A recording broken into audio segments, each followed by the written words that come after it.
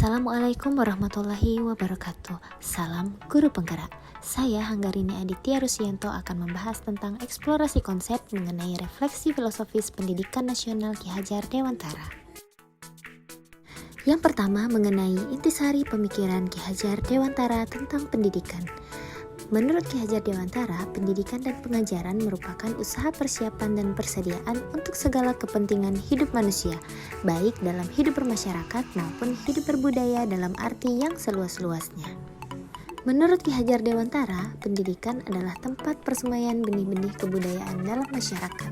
Ki Hajar Dewantara memiliki keyakinan bahwa untuk menciptakan manusia Indonesia yang beradab, maka pendidikan menjadi salah satu kunci utama untuk mencapainya.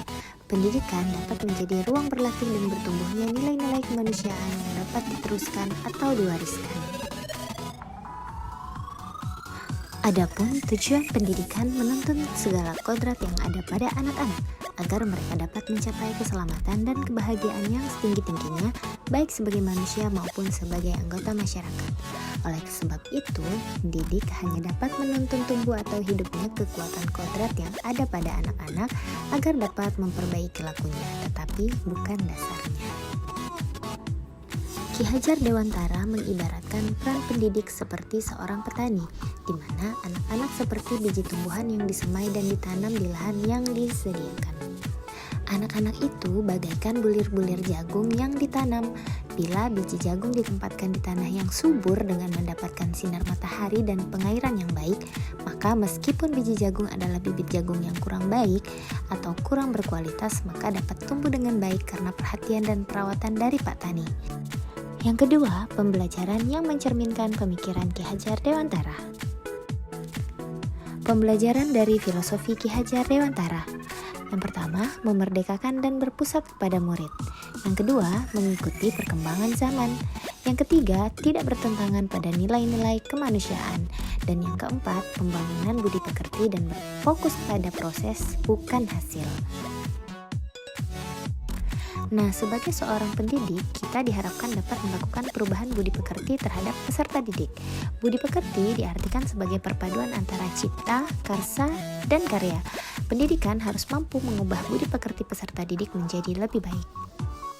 Yang ketiga, filosofi Ki Hajar Dewantara dapat terwujud jika 1. Guru bersifat among sesuai dengan semboyan atau trilogi Ki Hajar Dewantara. 2. Pembelajaran sesuai dengan kodrat alam dan kodrat zaman. Yang ketiga, kemerdekaan dalam memilih metode pembelajaran dan evaluasi.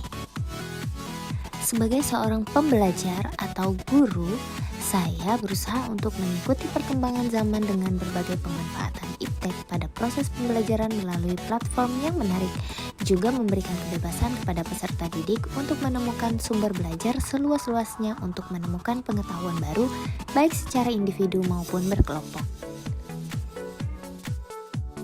Nah, sebagai pembelajar atau murid, saya harus konsisten untuk menjadi teladan bagi peserta didik, mengembangkan diri, meningkatkan kompetensi, dan belajar hal-hal baru sesuai dengan perkembangan zaman, agar dapat menuntun peserta didik secara optimal dalam mengembangkan potensi yang dimiliki, sehingga tercapai keselamatan dan kebahagiaan lahir dan batin.